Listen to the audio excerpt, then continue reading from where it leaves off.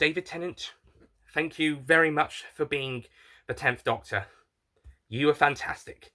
Absolutely fantastic. And we will miss you. And I'm happy to say, despite David Tennant leaving and me being sad about that, the 11th Doctor is Matt Smith. Finally! We're on to Matt Smith! Yes! It's been a long time coming. Because Matt Smith's my favourite Doctor. Finally! And that's it from the end of time. The Doctor will return as played by Matt Smith in the 11th Hour. And I am looking forward to that one.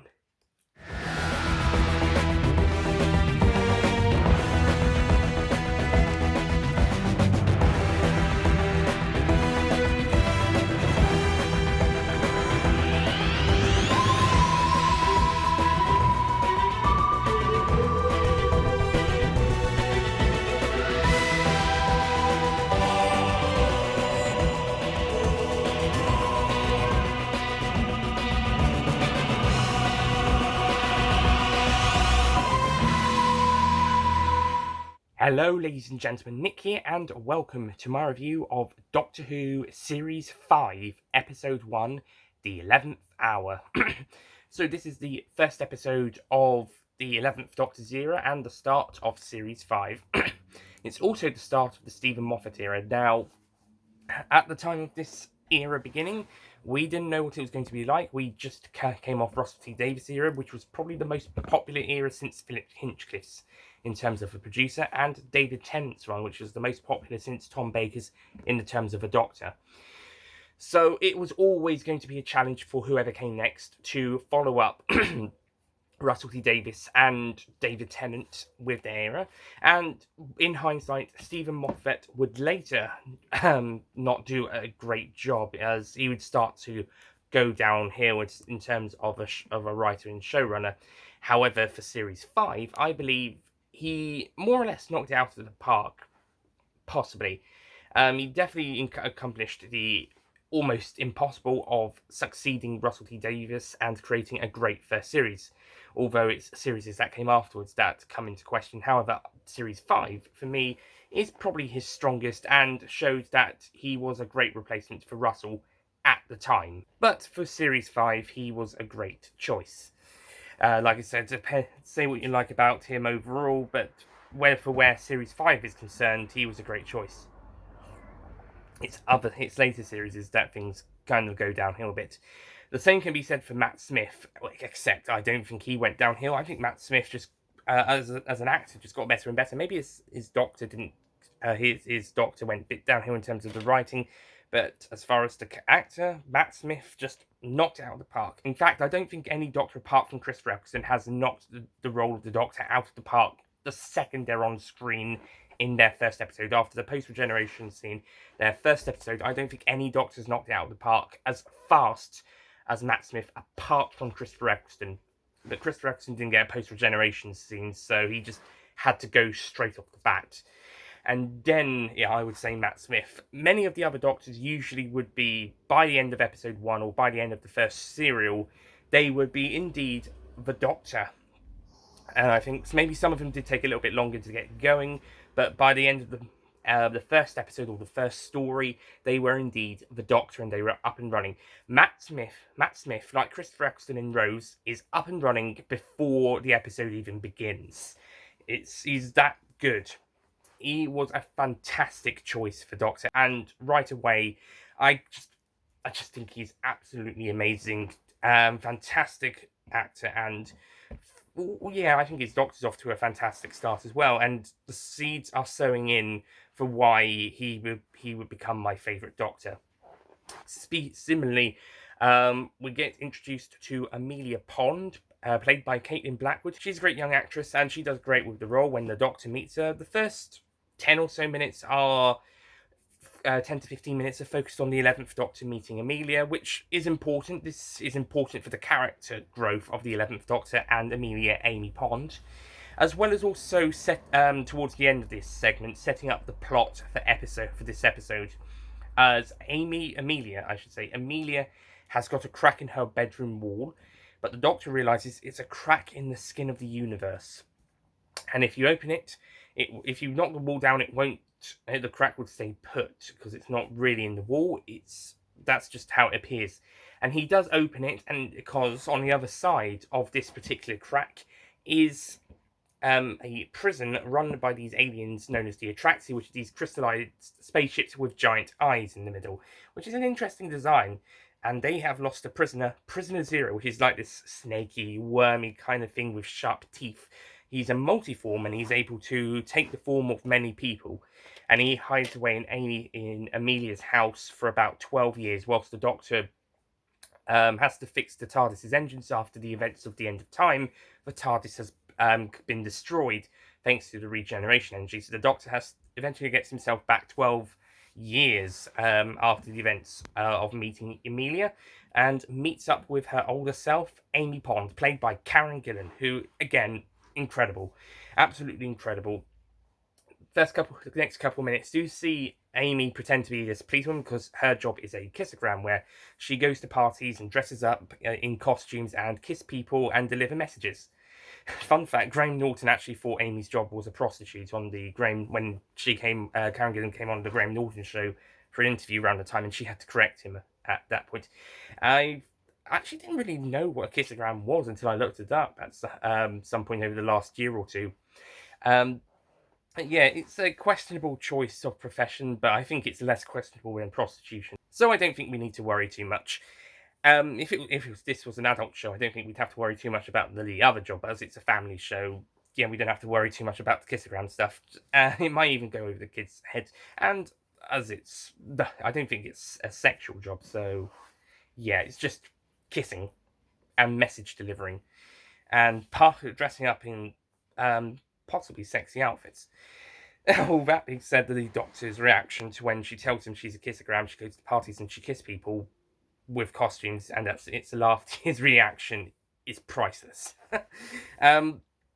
Anyway, so as I was saying, Amy dresses up as a policewoman, which is one of her costumes, to pretend to be a policewoman as the Doctor was breaking and entering. However, she then reveals to herself to be Amy afterwards, after Prisoner Zero reveals himself and attempts to attack them. And the Atraxi then turn up 12 years late because they were following the Doctor, and he turned up 12 years late. At the same time, Prisoner Zero has been going out into Ledworth Village, where Amy lives, and walking around as some people, and he's been using the minds of coma patients at the hospital, which is a mystery that Amy's boyfriend, Rory Williams, is investigating. He is a nurse at the hospital, and he sees people from the coma patients in the village, but it's not the coma patients, it's Prisoner Zero using a psychic link from those coma patients to go and walk around using those forms. And in the form that he takes when he's at Amy's house is a man with a dog, although he does get the voices muddled up and he does sound like a dog, which actually is quite funny, come to think of it, because the man's just barking. The reason being because the man's probably dreaming about walking his dog. And later on, he does take the form of Olivia Colman and two girls there who are supposed to be her character's daughters. So eventually, the Doctor, Amy, and Rory have to try and stop Prisoner Zero, and the Doctor also enlists the help of Amy's friend, Jeff, who should get a girlfriend. There's a lot of sexual innuendos in this episode. Okay, fine, I'll say it. It's implied he was watching porn. Okay, happy now? Right. So the Doctor enlists Jeff and the greatest minds in the world, including Patrick Moore, R.I.P., who then have to reset all the clocks to the number 0 at exactly 10 to 1, I believe. It said 12:50 on the clock before it changed to 0, I think. But the Doctor gets everyone to change the clocks to all be 0, so the Atraxi will be able to take a clue, and he's got a computer virus on Rory's phone, which has all the pictures of Prisoner Zero's forms that he's taken. And so the Doctor then sends that to the Atraxi after they find it. Prisoner Zero does try one last time to escape, but he takes as his psychic link to Amy, and then Amy manages to fight him off by imagining him in his real form. which leads to the Atraxi capturing him. The Doctor then goes off and tries out his new TARDIS, which takes him back to Amy's place after 2 years. Well, for her, anyway. And so the Doctor then invites her on board to travel with him, although he might have an ulterior motive, as the finale would imply, and he does it's sort of implied here as well. The ending also implies Amy is also hiding something from the Doctor, the fact that she is about to get married the next day, anyway. So, the 11th Hour. What a fantastic episode. This is how you introduce a new Doctor. This and Spearhead from Space. These are fantastic stories to introduce a Doctor. Yeah, the pacing is a little bit slow, but to be honest, it's not dull. It's not boring. It's easing your way through the story. It's easing the story information. It's easing the plot. It's easing the characters. It's just setting it up, but in a nice way. It's not dull and slow. It's not at a snail pace. It's actually quite quickly in other places. It's just a nice, easy episode, and I think that's the best way to describe the 11th Hour. It's easy. It's nice. It's a nice paced episode. Slow in places, fast in other ones, but neither kind of are doing the story a disservice. They're both are contributing greatly to the story.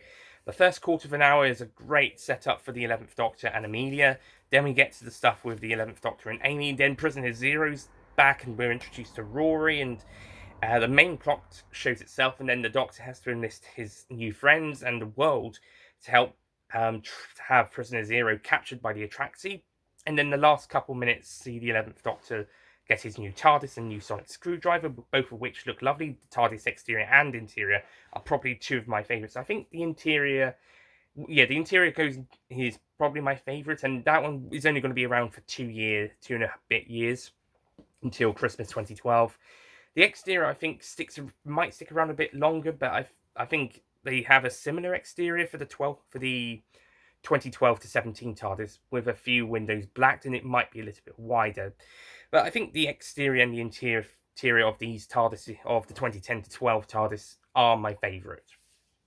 And also the 11th Doctor sonic screwdriver is also really nice. I think the 9th and 10th Doctor sonic screwdriver is my favourite of the sonic screwdrivers, but I think 11's is also really nice, and I like how it's not shown in this episode, but he does flick it open. So we'll see this in later episodes, of course. So yeah, I'm happy about that, and the last couple of minutes nicely tie up the end of the episode. As for the characters, like I said, Matt Smith just knocks it out of the park as the Doctor as soon as he's on screen in this episode. That the pre-title scene might not have been necessary to be included in the episode, but it was still a lot of fun and enjoyable. I know some people have questioned how the Millennium Dome is able to be in 1996 if it was built until 1999, I believe, or 98. Leading to speculation that it's still 2005 when the 10th Doctor went and visited Rose at the end of Time Part 2, and then he's now just crashing back on down to Earth, and then he time travels 9 years back before crashing in Nedworth. And also, it's worth noting that the main plot of the story actually takes place in 2008, which means this story would be happening around a similar time to the events of Series 3, or just after, or just before, perhaps. Not sure when in the year. Maybe it's June, because it's 2 years later that he comes back for Amy. So more or less, I suppose it's about June-ish, which means I suppose it's after the events of Series 3. Yeah, and then he comes back for Amy, which is now in June 2010. To be precise, the 26th of June 2010, which is, in fun fact, the broadcast date of the last episode of the series, and that's going to be quite important later. The day of Amy getting married, Saturday the 26th of June 2010. So yeah, that will be important later on. And speaking of Amy, I think she's great in this story. I think when we got introduced to her with being the girl who waited. I know a lot of people have the issue of Moffat giving his companions the nicknames like the girl who waited and Clara, the mysterious girl. I know he's got that kind of trait, but I think for the start of Amy's story, I think it works really well with the Doctor promising he'll be back. She meets this funny man. He helps her out a little bit with the whole crack in the wall thing. She helps him out with giving him food. By the way, those fish fingers and custards are supposedly cakes, not actual fish fingers. But I know a lot of fans have actually tried fish fingers and custard. Sadly, not had that opportunity, but apparently they like it. I'm not sure how much of a difference a cake with shaped and looking like a fish finger and an actual fish finger would be when dipped in custard. Perhaps it'd be more sweeter. Um, but fish fingers and custard. I think that's a funny thing for the 11th Doctor. He likes his fish fingers and custard. I think that's quite funny and quite cute. Yeah, as I was saying, Amy, I think she's a great character. As I was saying about the character stuff, it's setting up her character nicely. How this funny man just comes out now when she gives him some food, and he helps her out with the crack in the wall. And then 12 years later, he turns up, and he's become the story, a figment of the imagination. She's created dolls and drawings, and had Rory dress up like him at one point, and created models of the 10th Doctor's TARDIS, a model like a toy box, perhaps. So she's done all that in her childhood because of this friend who everybody else thinks is imaginary, but to her it was someone who popped out one night and then disappeared again, and now he's come back after 12 years. And I think that gives us a great dynamic between the Doctor and his companion, that he met her when she was younger, and now he's come back after so many years, and again another 2 years, skipping from the events of the main story to the very end. So I think that's a good setup for the character, and I think Amy is a good character as well. We're going to get a lot more of her as the series goes on, but I think Amy is a great character. Rory is portrayed like a bit of a bumbling idiot in places in this episode, but he's going to improve later on. This is only his first appearance, and even saying that, he is the one who notices the coma patients being prisoner zero, disguising himself as the coma patients, walking around the village, and he's the one who catches on to that. So he's still got that bit of intelligence there, and that's going to be built up upon a bit more throughout series 5, 6, and 7, part 1. To the point where, in fact, by the time midway through series 6, we're considering Rory the better of the two companions. But more on that later. As for other characters, there isn't a huge amount more we can talk about. There's a couple of notable minor characters like Amy's friend Jeff and his nan, Dr. Amerstone at the hospital, the Atraxi and Prisoner Zero, but it's mainly focused on the Doctor and Amy as well as Prisoner Zero. And the story is mainly focused on their relationship, as well as trying to stop Prisoner Zero from escaping Atraxi justice and stopping the Atraxi from burning the Earth. Oh, by the way, the scene where the Doctor confronts the Atraxi, giving them a scolding, as one of the people in A Good Man Goes to War puts it, one of the soldier people. That bit is a fantastic bit. That is just really well done. And like the third Doctor, and the eighth Doctor, it's funny to see the Doctor getting his new costume whilst in a hospital. And then he confronts the Atraxi and pretty much gives them a telling off, as well as warning them who defends the Earth. Brilliant bits, and it's nice to have some archive footage of monsters from from the classic series as well as the new series. We've had some archive footage of the Doctor from the classic series used before, like in the Next Doctor, but we haven't had monsters or other characters from the 2005 used here. So that was really nice. I will have to say I do agree with some people on some of the choices of the monsters that they have in the flashback. The Rachnos are supposed to be underneath the Earth, so how does the Atraxi know about them? And the Cybermen smashing through the windows when it's supposed to be in a parallel world.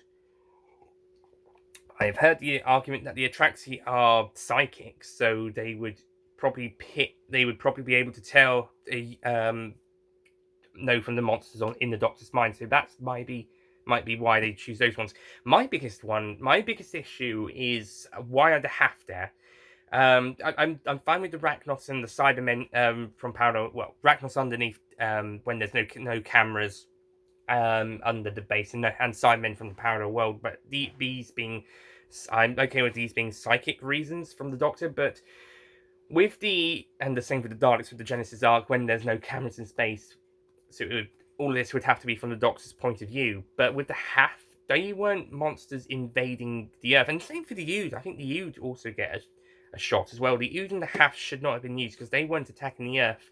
Yeah, the Half were fighting humans, but on a colony planet in the far future, and they weren't a threat to Earth. And the Ood, well, that was due to either the beast in the Impossible Planet Satan Pit, and due to the brain in the Planet of the Ood, which is where the clip is from, I believe. But again, they wouldn't be a threat to planet Earth as a whole. So, yeah. And there's another monster at one point, I think, after the Sycorax and before the Sontaran, which I can't really tell what it is. I'm not sure. I think there's one monster I can't tell what it is. But it is nice to see a classic Sontaran and a Sea Devil thrown into the mix. Anyway, but if the story wasn't good enough, the direction by Andrew Smith and how it's all filmed and edited. This is one of the best filmed and edited Doctor Who stories. It just looks so great. Andrew Smith, his cinematographer and his editor, just do a fantastic job with capturing the story. It looks so good, and the bit where the Doctor's realised he's seen something in it, and we got the tracking shot, which goes all around the village to Rory and then coming back to the Doctor's eye. That's fantastic. And I think one thing that this series will do really well throughout the series is eye shots, how it blends stuff from the eye. We've got it here, we've got it in the Beast Below, we're going to get it in Flesh and Stone. So I think stuff coming from the eye that they're seeing, that's all handled really well around here. And also, I think, actually, no, this is a point I'm going to be for the next episode. I was going to talk about flashbacks, but that's something more for the next episode. But I think flashbacks are done better in this series than I think in both the RTD and the Chibnall series. The RTD ones, they have these funny, they have the flashy effect, which makes sense for a flashback, and the shum sound effect. Chibnall's eras, some of them are a bit too snappy, too quick. Like in Fugitive of the Judoon, we get some flashbacks that are just too quick, and it feels like we needed another couple seconds to slow down the pace. I think flashbacks here are probably at their best at the moment. This refers to more in the next episode than this one, actually. But I think flashbacks are handled a bit better in Series 5. We'll see about the rest of the Moffat era. So, overall, the 11th Hour, this is a fantastic start to the 11th Doctor's era and to the Stephen Moffat era. This is a fantastic start for Amy Pond and Rory Williams. Rory, he will improve on, but still a great start for him. Prisoner Zero is a pretty good villain for what he has to do. I mean, he doesn't do an awful lot. He doesn't have to. He's a simple villain. As are the Atraxi aren't too complicated either. They're pretty simple, but they're effective as well. And this is one of the best looking episodes in terms of filming and editing. I thought the End of Time looks really good. This one, wow, they've really upped their game here.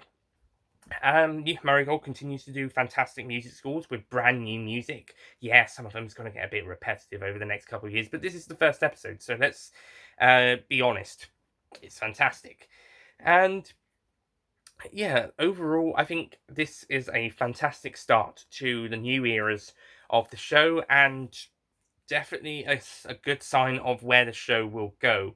Yeah, maybe it won't always be like this. It won't always be this good. There is going to be times where it will go down during this era. I'm not going to kid anyone. But at the same time, it's still a fantastic start. I have to be honest, even if the era doesn't, as a whole, isn't that great, it at least started off with the biggest bang possible. Apart from when it gets to the end where they actually have a big bang. But in terms of a story, this is the biggest bang opener story of the show. And that means I'm going to give the 11th Hour a 10 out of 10.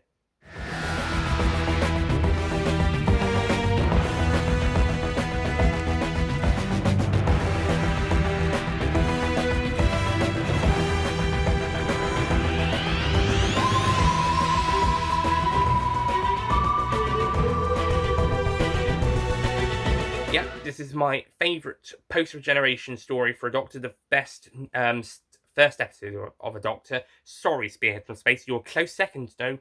And yeah, I just think it's a great episode and a brilliant way to start off the new Doctor's era and the new showrunner's era. Say what you like about them, but they're off to a fantastic start. It's later on they might go downhill. So that's it from me. Thank you for watching, and I'll see you guys next time for the second episode of Series 5, The Beast Below. Goodbye.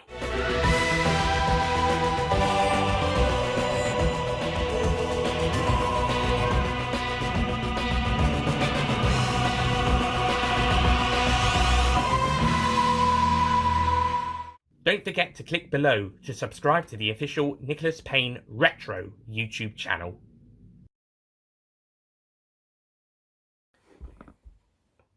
Maybe later on he should have left and let someone else take over, and before he started to go even... maybe later on he got a bit weaker. Okay, that's not a maybe, but still.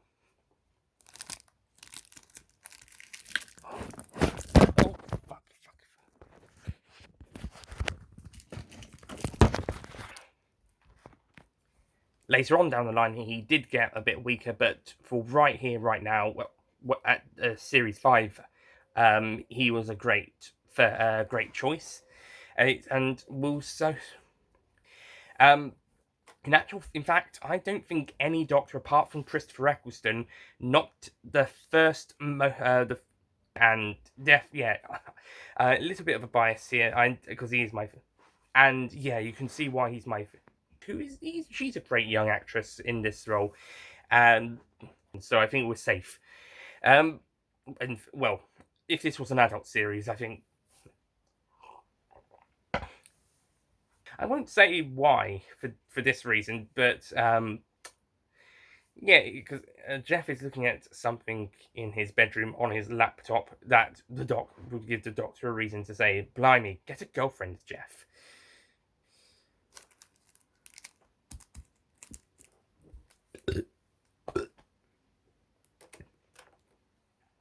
And yeah, I think those are great, and she was great. I think so.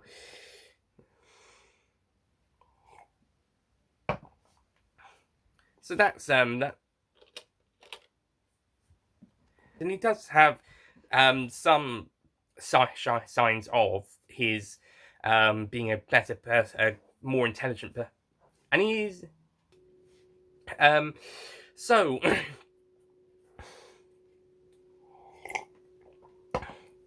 If this